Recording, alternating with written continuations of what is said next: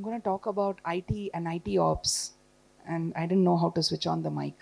So, way to go. Um, so, I think this topic is very close to my heart. I can keep talking about it for hours. I was speaking to one of the speakers in the speakers lounge, and I was like, 10 minute diya, like 12 minutes, how am I going to cover this? So I'll try my best and try to cover as much content as possible. But to spark the curiosity in AI ops, I'm the IT woman for you for today. How many of you have experienced an IT issue Monday morning that seemed to appear out of nowhere, and then it has completely caused hours of disruption, and you're like, where is the IT support person?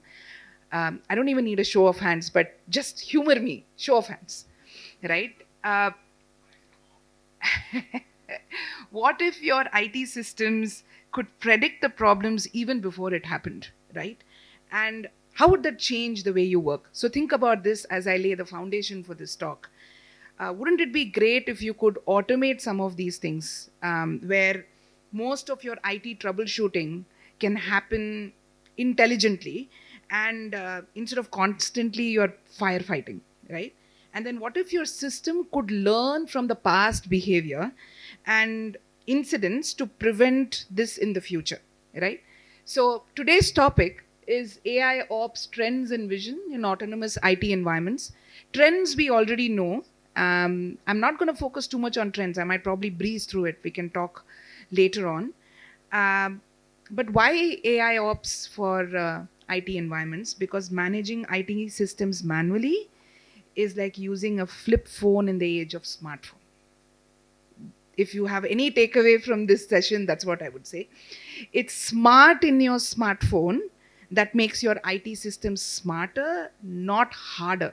Okay, that's very important. And why is that? Because as your companies have complex IT environments, you want to move from a firefighting mode to a proactive mode.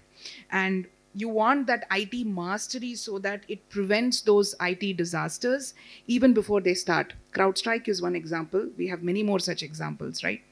I used to work on the trading floor where John, my trader, used to tell me this was 15 years ago in the Goldman Sachs trading floor, the trade blotter stopped working. And it was just one trade that he needs to put. It was a swap trade. And he was like, Soumya, can someone just fix this? I don't want to think about it. There will be an age where I would never have to see this issue. So when John and I joke about it now, we talk about self-healing in IT environments. So I'll talk about that vision that I'm talking about, right? Again, the IT woman, I need to give some love to the mic. Um, so let's talk about some background, right? When you talk about AI ops, what does it entail, right? AI ops is nothing but artificial intelligence in IT operations or for IT operations, rapidly transforming the way IT teams manage as well as optimize their operations. This is especially true in cases where IT service management or IT, ITOM, ITAM, ITSM, they're all called ITXM now. How do you govern your broader IT environments, right? So by leveraging, if you see this circle, by leveraging ML and big data platforms through AI, you are able to get continuous insights. And that is very important. And that helps you engage, act, and observe. But ultimately, I'm a product woman, I'm a product leader. So for me, the most important thing, which Samir also spoke about, is where is the business value of doing this, right? And we will talk about that vision and the trends and the business value and the use cases that are going to help us achieve that business value, right? Why is IT ops important, right? Some of the things that I think this was brought about by Samir as well, and even the folks that were on the stage this morning, is customer satisfaction, right? You can build anything for it. You can build all the products in the world, whether it is banking, healthcare, whether it is retail, telecommunications, it doesn't matter. At the end of the day, there are three things that's very important: reachability, resilience, and then customer satisfaction. Because if you don't have these three things, you can build whatever product you want and have the human connect, but that will not help you.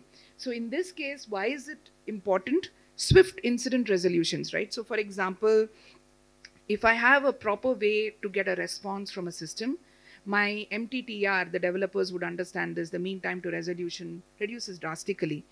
I can do proactive maintenance, right? So if I have the right set of analytic tools, I can perform a foresightful evaluation of a set of issues even before it happens, right? Then enhanced customer experience, and customer baap hai, right? Customer is, I mean, all these tools that you are building, we are in the forefront of Gen AI. The reason why we are doing it is the experience for the end customer needs to be better. They need to have lesser steps when they have to go through problems, right? So, and the last but not the least is the data driven insights part of it, right? What happens within an AI ops framework? And this again is very important to note, because it's everybody thinks that if I have the data, I can do everything, right? If I have all the kinds of data in the world, it just works, right? But the entire process itself starts with accumulating the information from various sources. Sure, that's the first part. Like, it can be event logs, reporting tools, cloud resources, hybrid environments, and so on. Application performance monitoring tools, for example. But the stage is not just about collecting the data, but scrutinizing that data. That's very important. So, scrutinizing the information to facilitate all your data tags based on past trends, whether it is any pattern, like an anomaly pattern that you are observing. All of that is very important as part of collecting the data, right? And then that is how you can nearly estimate the scenario. The next is data analysis. Yeah, this is the most important part, right? This is where we hound our data scientists. Pre-written and learned algorithms, right? So whether it is NLP, whether it is time series, cluster-based algorithms, sentiment analytics, I mean, and we can talk about those types of algorithms during tea break, because tooling algorithms itself is a separate session. Again, I said I don't know how to condense it, but we can always talk about that. So what you do here, you investigate your past events through cognitive computing, you evolve those new algorithms, and then you delve into behaviors and undertakings, right? And the last two parts are very important. AI is all about automation, right? And Sanjay spoke about that in the morning. Automation, but with a human connect. Whom are you automating this for? For the folks who need the business value, and those are the last one. You need your leadership who's going to give you the buy-in to monitor and visualize that data, right? So only then you'll know the value. Opportunity, I was going to do a quiz here, but just to let you guys know, this was the data as of, I think, November or December, when I was doing a similar talk. $22 billion opportunity here. This was a couple of months old. Now it is more than 35 billion, the projection for 2030, which is more than 10 to 15% of what was described by Samir in the opening talk today, right? He said we are going to have almost $500 billion worth of market. It's a huge market. Freshworks, where I work, ServiceNow, ManageEngine, Ivanti, BMC, they're all leaning on the autonomous IT operations, right? Because when you want to innovate, why do you want to wait for a support call, right? That's the whole point, right?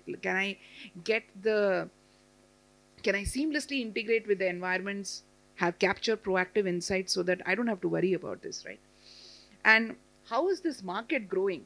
Look at this, a CAGR of 7.5%. Again, this is a little old. The research and markets, I subscribe to them. If people don't subscribe, I would highly recommend that if you are reading a lot about AI ops in the infrastructure management environment. 13.95 billion. It started out in 2023 with 12 billion. It went up to about 13 to 14 billion closing for 2024. 22 billion was the older estimate. It's coming close to 35 billion now, which is close to the 10% of the overall AI market, the projections that Samir listed, right? Let's talk about current trends. I'll quickly go through this because my focus one has to be now. We are in 2025. It's beyond 2025. Let's talk about the future, right? So I'll talk about the vision. But this is the trends. If your companies are not already doing this for autonomous IT environments, specifically ITXM, then you need to scratch your head and think hard, right? So automation. Are you guys doing this already? Show of hands. How many of your IT ops support team does incident management and root cause analysis? Just a show of hands, right? Not many, right? So these are some of the things that you need to start thinking about it, right? Does it automatically detect, classify, and resolve your incidents?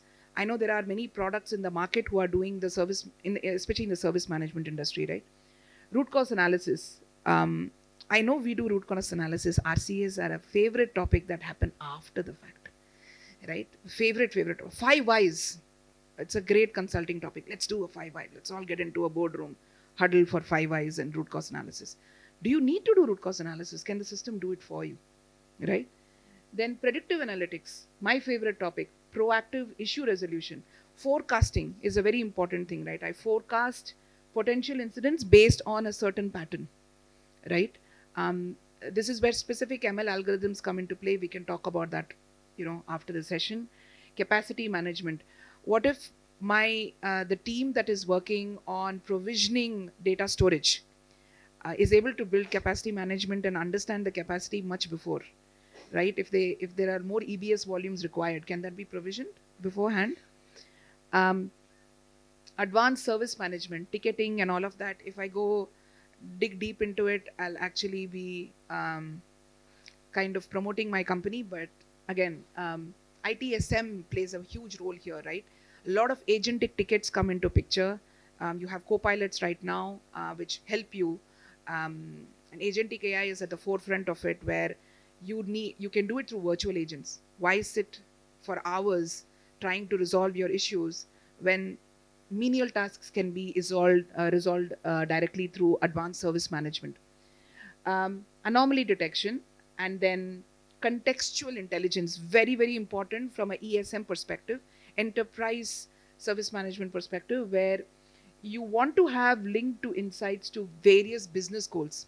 So if I am resolving 100 tickets and that is causing you to have this much dollar of impact, how will that help you from a business value perspective, right? And cross domain correlation. Let's go to the vision and future. These are points I leave with you so that you start thinking about it. I want to have a self healing environment, right? It should be the Wolverine of environments.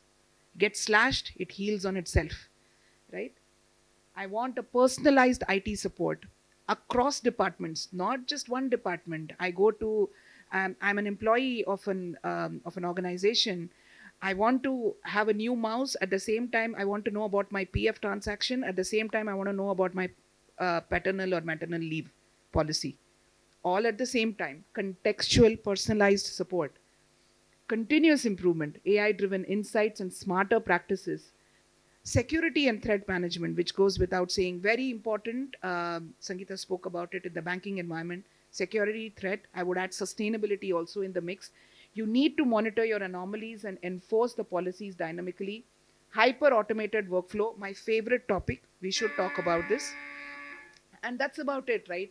All of these, like cloud native operations, collaboration, and decisions, these are all various ways by which you can predict your strategy. I leave you with this thought: AI ops is reshaping the way ITXM world works. um, Efficiency, prediction, and autonomy, and customer experience, as well as empowering the organizations to thrive in this dynamic environment, right? It's my favorite topic. Please come and speak to me. My name is Soumya Sundaraghavan. I'm on LinkedIn. Always available for any questions. Thanks a lot.